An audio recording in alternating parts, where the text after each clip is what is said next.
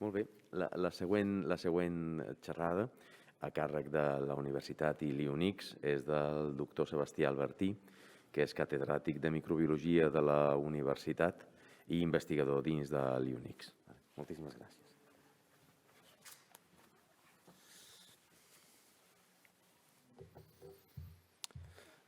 Buenas tardes. En primer lugar, me gustaría dar las gracias a la Consejería de Salud por organizar este acto y a los organizadores por invitarme a mí en particular para presentar una de las investigaciones que el IUNIX está realizando en el tema de COVID desde que en mayo el IDISBA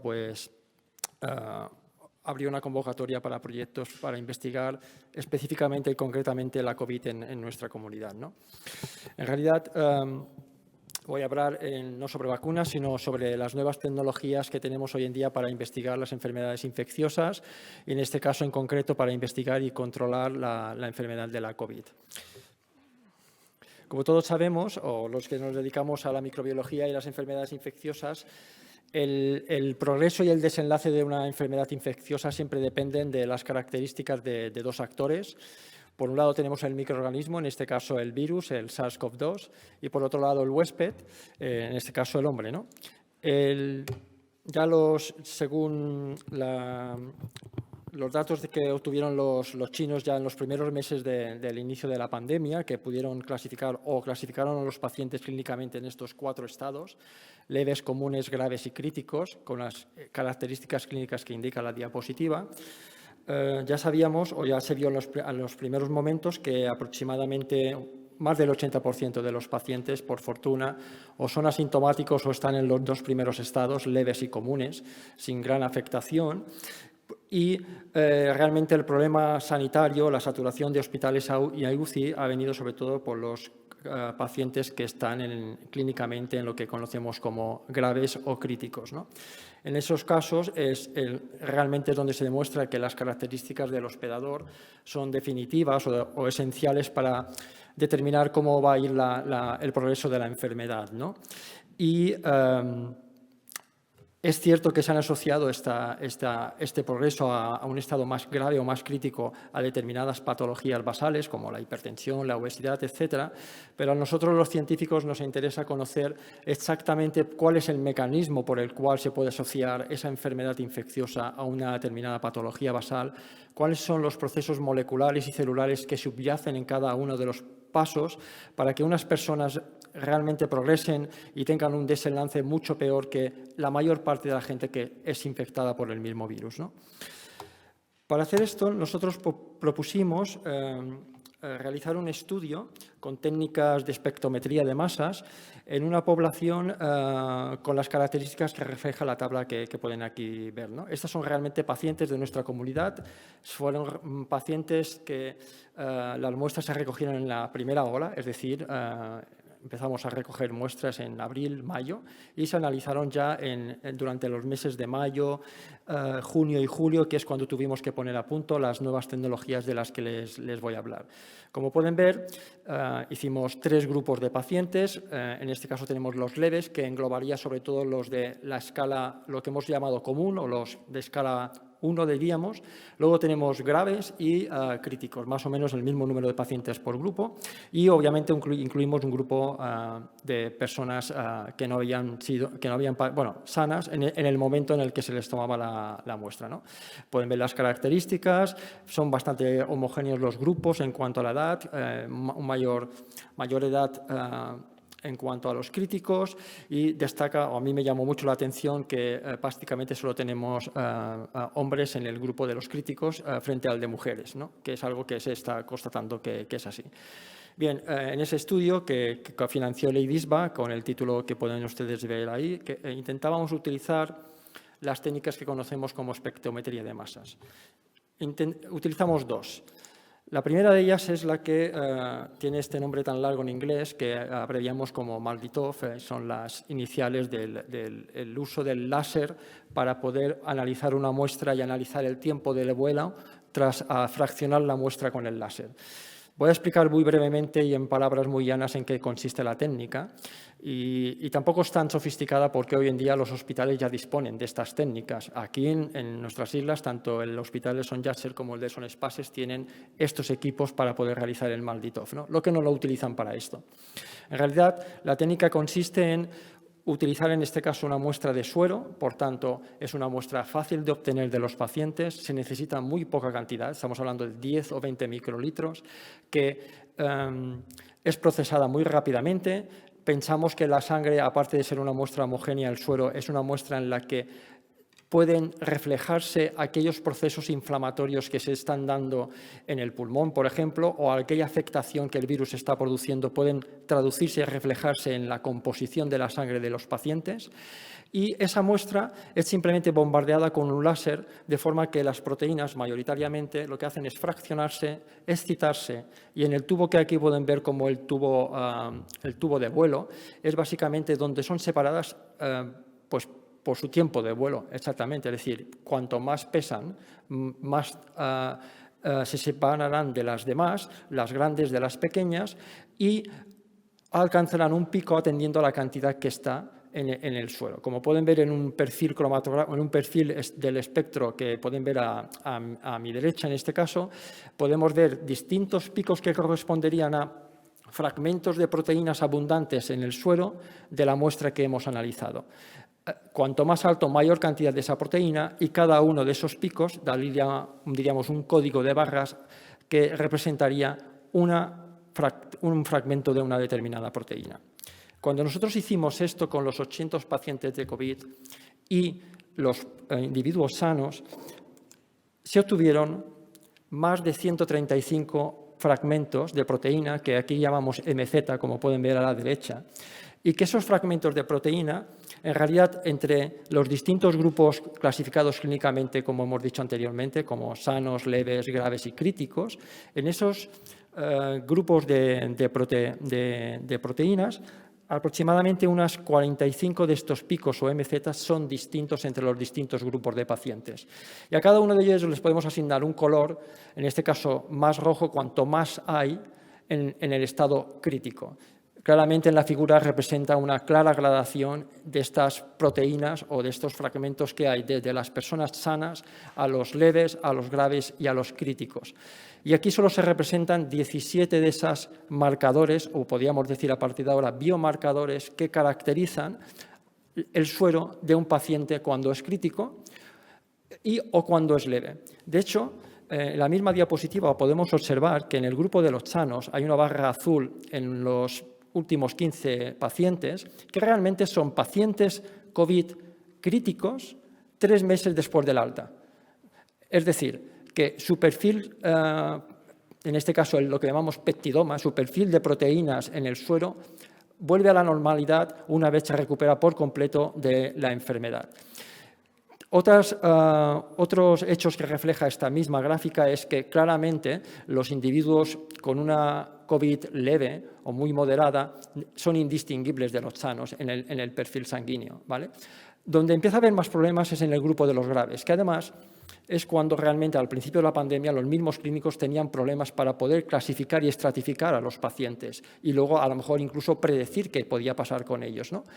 Si nosotros miramos estadísticamente estos biomarcadores, claramente la columna roja, identifica aquellos fragmentos o péptidos de proteínas muy elevados en los pacientes críticos, que además tienen tendencia a disminuir en los graves, luego a los leves y obviamente los sanos. Principal característica, lo que se ve es un claro incremento de proteínas, ya veremos cuáles pueden ser, y muy pocas proteínas a la baja, que disminuyan, es decir, que la diferencia siempre es un incremento en la presencia de estas proteínas. Mediante otro tipo de análisis, otro tipo de un análisis de componentes, claramente vemos que los pacientes críticos, los que están en puntos rojos, se separan claramente de los azules, Es decir, ni clínicamente ni en el uso de la espectrometría de masas nos presenta un problema el poder decir si un paciente es crítico o es leve moderado. El gran problema está en los que están en escala 2, los graves, que como pueden ver en esta gráfica se entremezclan entre los críticos y los moderados o leves. Con el uso de estos perfiles que se obtienen a partir en este caso hemos dicho, de unos 45 fragmentos de proteínas que son distintas entre atendiendo a la gravedad de la COVID, uno puede entrenar informáticamente a un sistema que mediante algoritmos sea capaz de decidir a partir del perfil de una muestra de sangre dónde clasificar a un paciente. Es decir, este paciente simplemente mirando la sangre es moderado en su gravedad, es grave o es crítico.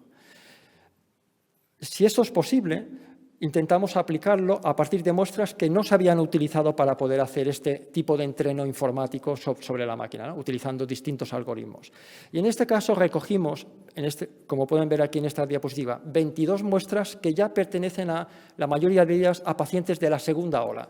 Ya son de noviembre y, por tanto, ya habíamos puesto a punto todo el sistema de espectrometría de masas con el MALDI-TOF para poder entrenar a un sistema informático de forma que, introduciendo una muestra de suero que nos diera un determinado perfil, nos dijera, en este caso el ordenador, a qué grupo de paciente COVID correspondía atendiendo a su gravedad.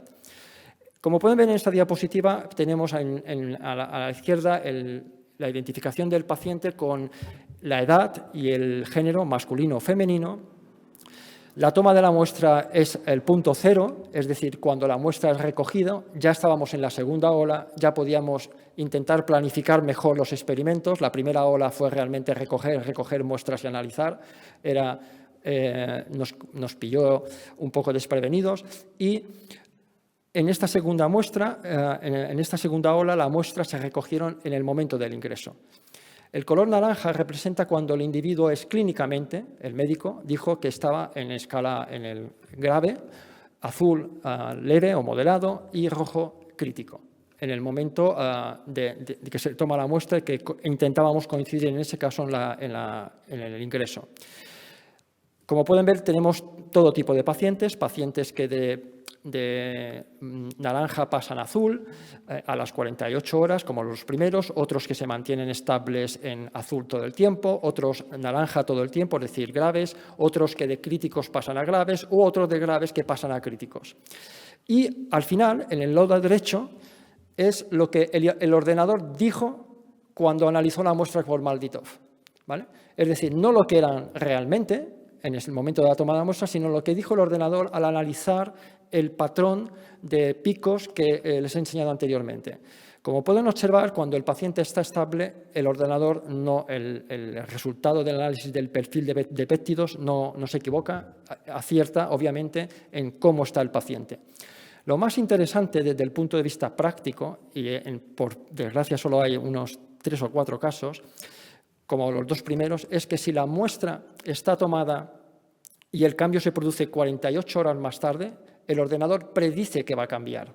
Es decir, como pueden ver en las dos primeras muestras, el paciente entra como grave y a la toma de la muestra, 48 horas antes de que cambie y, por tanto, mejor en este caso, el ordenador ya dijo que su perfil tenía un pronóstico de que se iba a mejorar su situación clínica. Y al revés, si miramos, por ejemplo, las situaciones de las muestras, las tres últimas, no, la antepenúltima, podemos observar cómo los pacientes que estaban graves en la toma de la muestra, y el ordenador indicó que iban a ir a peor, que iban a ponerse críticos 48 horas antes de que esto sucediera. Es decir, que realmente los cambios que se dan sistémicos se producen mucho antes que aparezcan los síntomas y eso es detectable mediante estas técnicas tan sensibles, al menos 48 horas, porque podemos ver otros casos donde el cambio se produjo 72 horas más tarde y el ordenador, es decir, el análisis del perfil todavía no indicaba ese resultado. Por tanto, el uso de espectrometría de masas podría utilizarse para predecir la evolución clínica de los pacientes. Esta técnica tiene varias ventajas respecto a otras. En primer lugar, no necesita de ningún reactivo específico, no necesita kits, polimerasas, anticuerpos, kit de citoquinas, no, es simplemente el equipo, analiza la muestra tal cual. En segundo lugar, en una mañana se pueden analizar muchos más pacientes de los que son ingresados tanto en Son Yat-Zell como en Son Spaces, incluso en el máximo pico de la epidemia. Más de 100 muestras son analizables en una sola mañana, rápidamente. Y, por último, está disponible en estos 2 hospitales, como acabamos de decir, y se basa no en un solo marcador, sino que muchos de estos marcadores es el resultado del fraccionamiento de muchas proteínas y no depende de que a lo mejor un marcador haya podido fallar, no, es un sistema de diagnóstico robusto porque está basado en la detección de numerosos marcadores, ¿no? De todas formas, lo que realmente nos interesaría para seguir investigando no es la primera técnica de espectrometría de masas, el MALDI-TOF, sino poder analizar cuáles son las proteínas que dan lugar a estos picos. ¿Cuáles son? ¿Las podemos identificar? ¿Qué es lo que caracteriza la COVID crítica o el grave o el leve? Y la información que nos dé la podremos utilizar para seguir investigando o hacer nuevos tratamientos. Bien.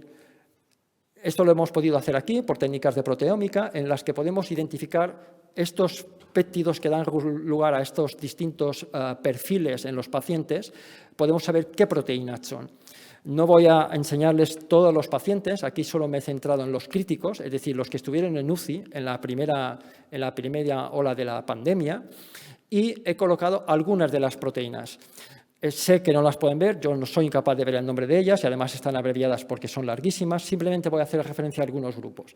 Es evidente que en todos los pacientes críticos, las 3 proteínas más abundantes que hemos encontrado en el suelo, las que están en color naranja, pues son las proteínas que cualquier infectólogo cabría esperar. La proteína C reactiva, es decir, proteínas de fase aguda en la infección. Esto no es específico de COVID, esto sucedería en muchos tipos de infecciones. Y son las que en el gráfico de abajo pueden ver que son estadísticamente significativas, diferentes entre críticos, graves, leves y obviamente sanos, ¿no? Lo interesante viene cuando hemos empezado a encontrar otros grupos de proteínas que aquí están señaladas con otros colores. Nos llaman la atención las que están en color azul, que no se puede ver la abreviatura, pero básicamente indican proteínas del complemento. Proteínas que están sobreexpresadas en los pacientes críticos. Y, por cierto, no en todos. Es decir, que realmente uno puede analizar qué está sucediendo en cada uno de los pacientes, sobre todo qué efectos puede tener sobre el paciente, tanto en el momento de la infección como a lo mejor posteriores secuelas. Nos llama la atención, aparte de las azules, las que están en violeta o color lila. Al menos, o es ignorancia mía, pero no tenía conocimiento de que una infección alterara tanto estas proteínas, todas ellas relacionadas con los sistemas de coagulación, todas. Además, no todas en la misma intensidad en los pacientes. Hay pacientes que estos sistemas no se ven alterados, cuando hay otros que, dependiendo del número de proteínas de color rosa o lila que pueden ver ahí, son proteínas, todas ellas implicadas en todo lo que es el sistema de coagulación sanguíneo. Y nos encontramos con otras de color verde que todavía estamos analizando que tienen que ver con afectación de reorganización celular. Evidentemente, estas técnicas dan mucha más información, grupos de proteínas que aquí no he identificado, pero nos puede dar información para seguir investigando. Y, de hecho, con el uso de estas 2 nuevas tecnologías que ya se utilizaban en investigación, pero que no habíamos aplicado a COVID, nos permite estratificar los pacientes de una forma exacta, basándonos en patrones que sean repetitivos, predecir su evolución, es decir, sería factible utilizar el MALDI-TOF tanto del servicio de microbiología del Son Spaces como de Son Yat-Zell para analizar cada mañana los pacientes que han sido ingresados para saber si pueden evolucionar a bien o a mal en 48 horas, eso es rápido. Desgraciadamente, los 2 servicios están saturados en determinados momentos para poder hacer estas determinaciones, pero no tan solo eso. Estamos viendo que se identifican nuevas dianas que podrían facilitar el tratamiento de la COVID grave o incluso poderlas correlacionar con posteriores secuelas de algunos pacientes, ¿no? Entonces, bueno, estamos en ello, en intentar profundizar conociendo estas proteínas que hemos identificado en la COVID grave o COVID crítica, qué mecanismos pueden subyacer para poder asociar estas patologías basales que se han identificado hasta ahora con el que el paciente desarrolle o evolucione hacia una COVID más crítica o más grave. Básicamente ese es el trabajo que quería presentarles, que estamos a punto de acabar, en el que me gustaría citar todas las personas que han participado, tanto de los servicios científico-técnicos de la universidad en el uso de la espectrometría de másicas, del UNIS, como en el hospital, el servicio de microbiología y el servicio de medicina interna, indispensables para poder tener la caracterización y la recogida de muestras clínicas. Muchas gracias.